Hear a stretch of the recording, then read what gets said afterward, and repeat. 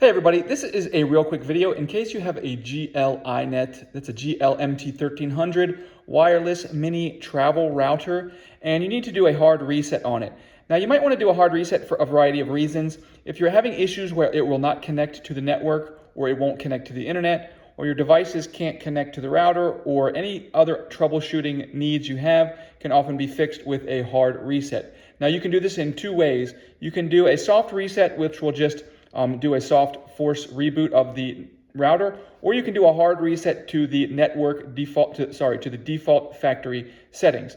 They're both going to be done pretty much the same way. Is you're going to come over here on this side and press and hold the reset button. Now, if you press it for 3 seconds, that will just force reboot it, and then you can sort of repair the network if you want to do it that way. If you want to restore the factory default settings, we're just going to hold that for more than 10 seconds. You'll see the lights flash on the router, and it will be turned off and turned back on like it was when it came out of the box.